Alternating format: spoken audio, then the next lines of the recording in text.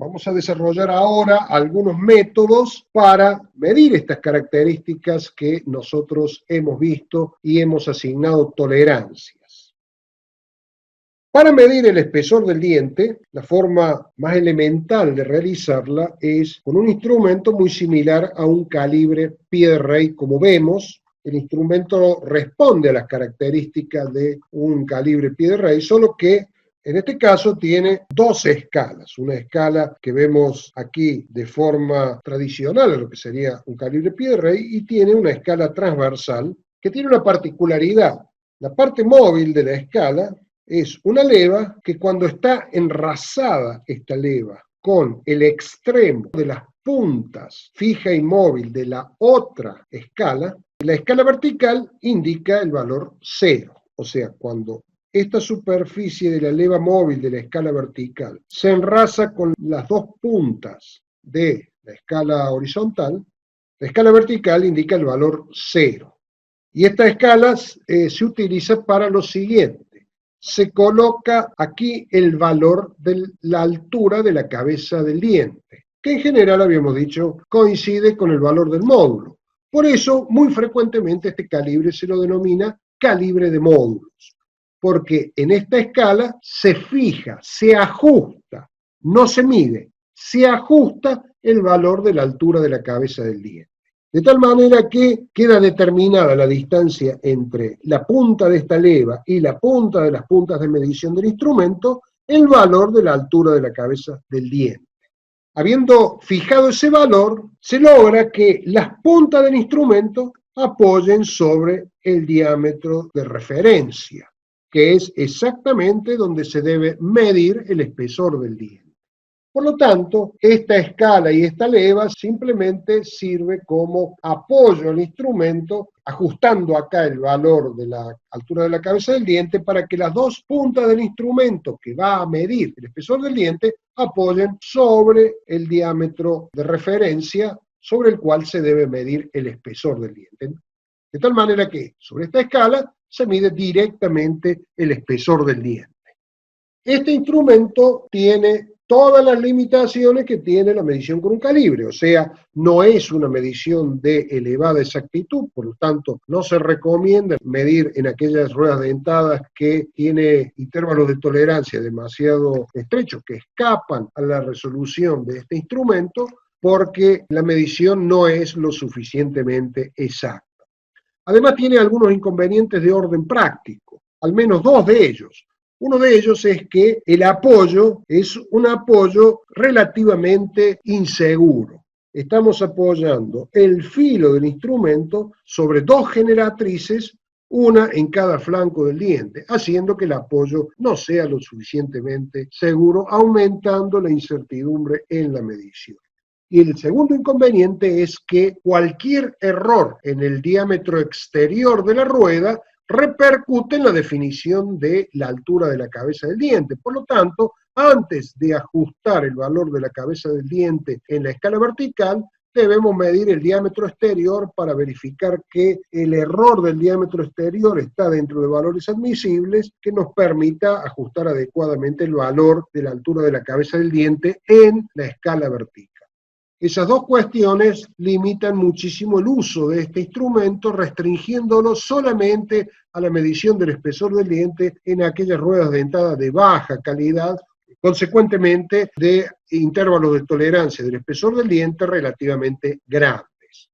Una manera mucho más exacta, mucho más utilizada, yo diría la más frecuentemente utilizada para la medición del espesor del diente, es realizar una medición indirecta del espesor del diente midiendo la longitud de la tangente base, usualmente denominada medida Billhaber, en función a el ingeniero Ernst Billhaber, un ingeniero suizo que era jefe del departamento de investigación de la empresa Gleason en Nueva York. La empresa Gleason es una de las más antiguas en la fabricación de máquinas para fabricar ruedas dentadas y equipos de medición de ruedas dentadas. Está produciendo estos equipamientos desde el siglo XIX. Y Willhaber determinó este método de medición indirecta del espesor del diente, que se generalizó su uso y es probablemente la forma más frecuente de medir indirectamente el espesor del diente. Willhaber tiene toda una tradición a inicios del siglo XX en el desarrollo e investigación de ruedas dentadas. Fue quien desarrolló el accionamiento hipoide de ruedas dentadas. Diseñó también los engranajes Willhaber-Novikov de dentado de arco circular, una variante a las ruedas dentadas de perfil evolvente. Y esta medida que vamos a ver ahora, frecuentemente la vamos a encontrar en la bibliografía, en los planos, denominada como medida Willhaber. La denominación técnica es longitud de la tangente base.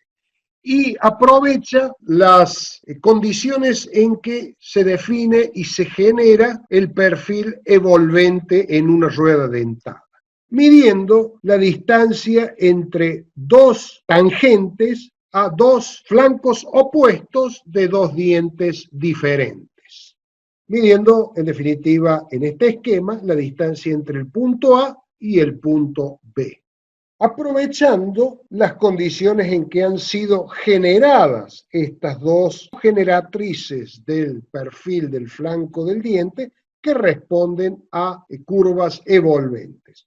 Si analizamos cómo se han generado estas dos curvas, se han desarrollado según el siguiente principio. Cada rueda dentada tiene definida intrínsecamente una circunferencia que se denomina circunferencia base. La circunferencia base es sobre la cual se han desarrollado los perfiles evolventes de esta rueda dentada. O sea, es una condición intrínseca de cada rueda dentada, su circunferencia base.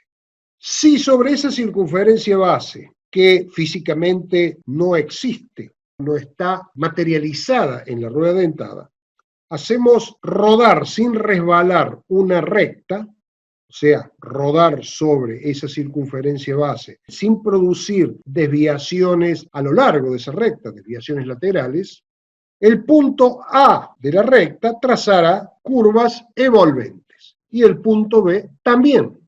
De tal manera que en cualquier dirección y en cualquier posición en que midamos la distancia AB entre este punto y este punto de este flanco y este punto y este punto de este flanco, será la misma longitud.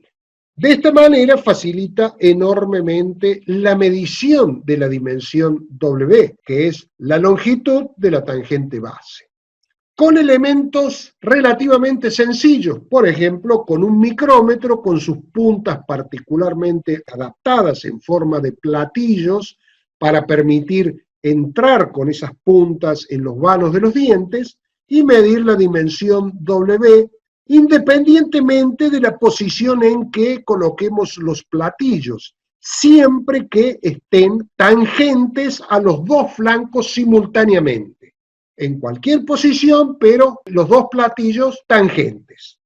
En cualquiera de esas posiciones estaremos midiendo la misma dimensión AB, por ende, la misma longitud de la tangente de base. Eso facilita enormemente la medición al operador, al individuo que está realizando la medición, porque no tiene que tener demasiadas precauciones en dónde apoyar los platillos. Generalmente, si ve que apoyan bien sobre los dos flancos, están midiendo exactamente la distancia entre el punto A y el punto B, independientemente de la posición en que se encuentren A y B. Por lo tanto, eso hace que la medición sea muy rápida, relativamente sencilla de realizar y por otra parte se pueden utilizar instrumentos de medición de una exactitud aceptablemente buena. Ciertamente, con esta medición no determinamos el espesor del diente, sino que medimos una dimensión que es proporcional al espesor del diente y que varía directamente con el espesor del diente. Y esa medida responde a esta forma.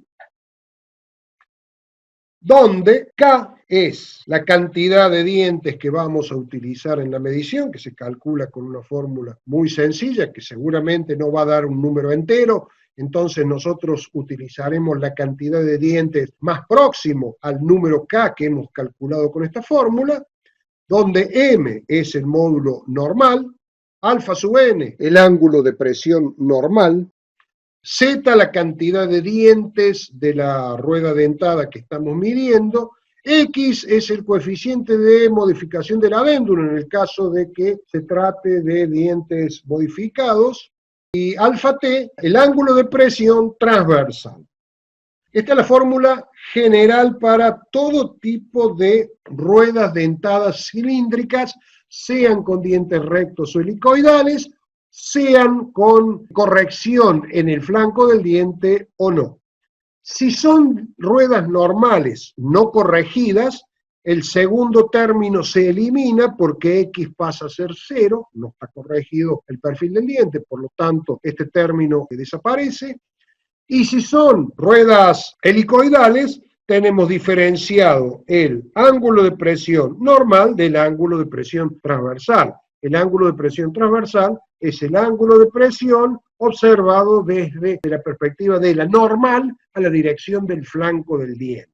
Si se trata de una rueda de dientes rectos que no tiene inclinación los dientes, el alfa t y el alfa n tienen el mismo valor, simplemente el ángulo de presión normal. Ciertamente, a partir de la medición de W, de la longitud de la tangente base, se puede calcular con una fórmula sencilla la longitud del espesor normal del diente.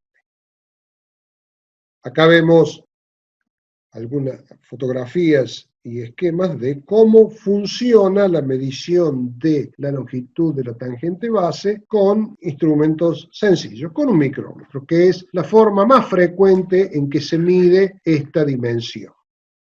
Pudiendo utilizar para ello, y están disponibles en el mercado, micrómetros tradicionales mecánicos o micrómetros digitales donde se obtienen resoluciones muy elevadas y por lo tanto aumentamos la exactitud en la medición.